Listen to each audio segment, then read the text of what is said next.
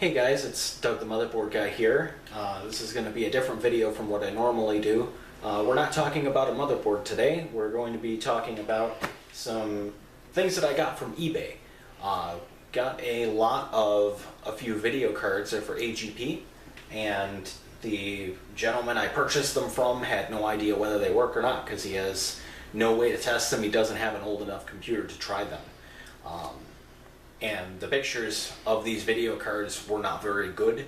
There were no close-up shots. You couldn't really zoom in and try to see what the part numbers were or anything like that. So we really have no idea if any of these work or what they are. But I'm going to open up the box here. We're going to see what's inside. And then I'm going to plug each one in and we're going to try them out and see if they work. So I'm going to get right to it and see what we got.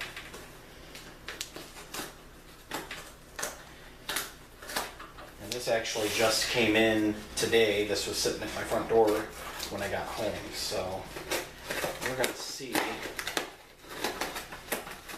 The pictures were actually so bad you couldn't even tell how many there were. It looked like there were about 4 or maybe 5, but I honestly couldn't even tell because the pictures were just not very specific. So as I'm opening these up, I'm going to be seeing if there's a part number that I can kind of distinguish what each one is. This is okay. So here's one.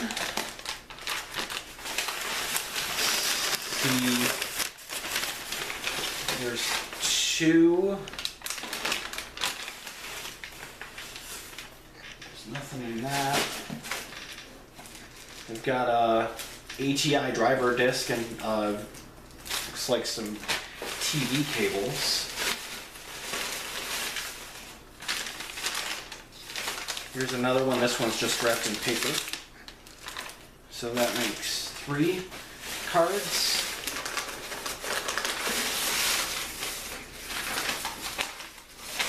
And here's a card that's wrapped in traditional bubble wrap. That's wonderful because that's not anti-static. So that card is going to be questionable at best, whatever that happens to be. I'll remove that from the regular bubble wrap. Let's see, looks like there is indeed one more. This time wrapped in a regular plastic bag. That's fantastic. That is probably the most static ridden thing you could get. Okay, so we've got video cards here. This first one, it's an AGP card. You've got DVI, TV out, and VGA. And I'm going to see. Okay, so we have a GeForce FX 5200 with 128 megabytes of memory, and it's original DDR with 64-bit, so awesome. Although, maybe not awesome, because I have no idea if that's going to work, given that it was just wrapped in regular plastic. Second card here, this one's passively cooled, we don't have a fan, and this one's just TV out in VGA. And we have MX4000, so this is a GeForce MX4000, which is basically a MX460, I believe, that was just remade with a better memory bus. Okay, we've got the third card here. This is a Vision Tech, DVI, TV out, and VGA. And it's got all of the memory filled. Oh, that's awesome. We have a Radeon 9200, the 256 megabyte version. 9200 is one of the best video cards for DirectX 8, so that is actually really exciting. That would make a great Windows 98 card. Alright, let's see what's in these last 2 bags. This is a Mad Dog card, and this also has VGA at the top, and then TV out and DVI. And let's see if this has any markings to tell us what it is. Okay. Nothing is really definitive on this, so I'm going to have to Google what this is. Although there is a 128 on there, so that's probably a 128 megabyte card. So we've got a part number of MD-N34A. The MD for Mad Dog, and this is another MX4000. Okay, so this is going to be similar to the other kind of low profile card that we've opened up already. So we've got two of those, and final card we have here, this is a full size, and this is a BFG card. This also has all of the memory chips filled in. This is just S-Video and VGA, although there's room for a DVI and it's just not there. And this one, nothing specific to tell me what it is, although it's got the ASLM for Asylum, so this is probably a nicer card. ASLM 52256. And let's see, that is also a GeForce FX 5200, but this is a 256 megabyte version. That's actually really nice. It has a 128-bit memory bus and 256 megabytes of memory. So it's similar to our first card that we looked at, although it has twice the memory and it has a double memory bandwidth, so it can access the memory twice as quickly. So that would be really nice. And it looks like that also came with the original drivers and the manual for that card as well, which is pretty cool. So I'm going to cut the shot here. We're going to change over. I'm going to get the laptop taken away. I'm going to hook up a desktop computer I have that has an AGP slot, and I'm going to slot in each of these cards and see if they work. Alright, so we're back. I've got a computer set up here so that I can test each of these video cards. This is just an AMD, it's an Athlon XP based system. It's actually a Sempron processor that's in there right now, but it is a socket A system and it has an AGP 8X slot, so that will be compatible with all of our cards today. The one that's in there right now, I'm just showing that it does work. We've got the display here. I'm going to turn so you can see a little better. And this is running actually another GeForce FX 5200 that I already had. So that is the same type of card as two of the cards I'm going to be testing. So I've got that already turned on. We get to a BIOS screen here, and I've configured it so that the second IDE channel is set to think that there's a CD drive there, but I don't have it plugged in, so it'll automatically stop right at the post screen. So we'll get this every time that the video card works, and we'll get nothing on the screen if it doesn't work. And I don't know if maybe there might be some cards here that have like strange lines or something. I don't know, because some of them were just wrapped in plastic, which is a really bad thing to do. So I'm going to shut this off. And we're going to start off, I'm going to take the existing video card out, and again this is a GeForce FX 5200 that I am removing, interestingly enough. So we're going to set that off to the side here, and I've arranged these cards in order of really least exciting to most exciting as far as how good they would be for a system like this. So we're starting off with the Mad Dog GeForce MX4000, and I'm going to just slot that in, and we're going to turn on the system and see what happens. Hook up the monitor here,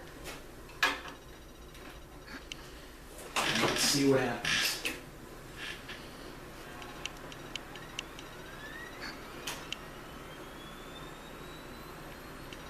And that's a 128 megabyte GeForce FX 5200. Very cool. So we've got one working card, and it doesn't look like we have any artifacting on the screen. And obviously, like I said, I set this up so that it stops at this point and tries to find the second IDE drive. So there we have it. We're into the BIOS. Everything's working. So we're going to shut down. I'm going to switch to the next card. Okay, so one working card. And next we have an MX4000 for sure. That one says it right on the back. So I'll pick that up.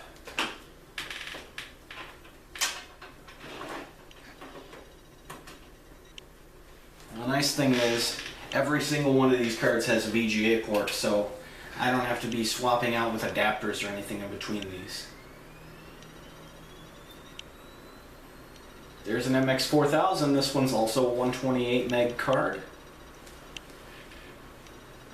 Very cool. Alright, and I'm not going to wait this time for it to go all the way to the BIOS. The fact that we're at this screen is good enough for me. So, we're going to swap to card number 3.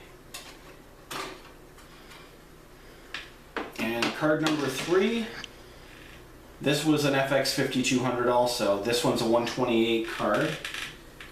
128 megabytes of video memory. So we're going to slot that all the way in. Get our VGA hooked up and see what we get.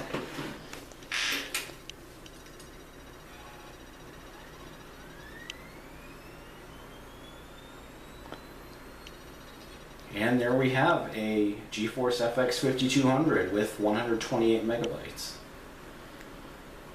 Cool. So it looks like we have 3 working video cards. Let's go to the next one. And the next one here, this is a pretty awesome card. This is the FX 5200 that had 256 megabytes of memory. So this actually has twice as much as any other card we've tested so far. Make sure everything's plugged in all the way. Let's see what we get.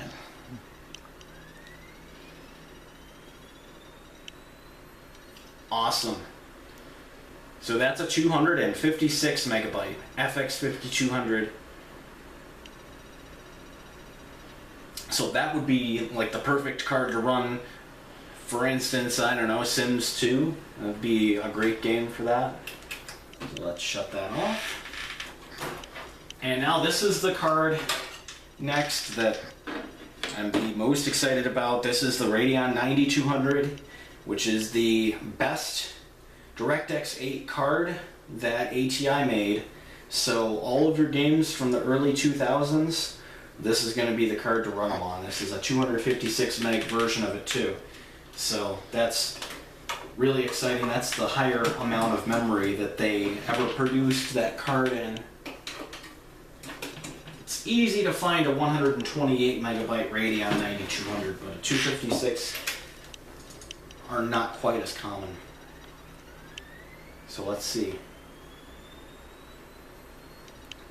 Wow, that went by so quickly that we didn't even see the video post. Let me Control-Alt-Delete and see if we can see it real quick before the post screen comes up. No, it's just that quick. But that's good enough for me to say that we've got a working Radeon 9200 with 256 megs of video memory. Well, that's awesome. Well, I appreciate you guys watching my video about video cards. If you like the information you found and you like the setup here, then make sure to like the video. If you want to be notified every time I post a new video, make sure to subscribe to my channel. And again, I appreciate you watching. See you next time.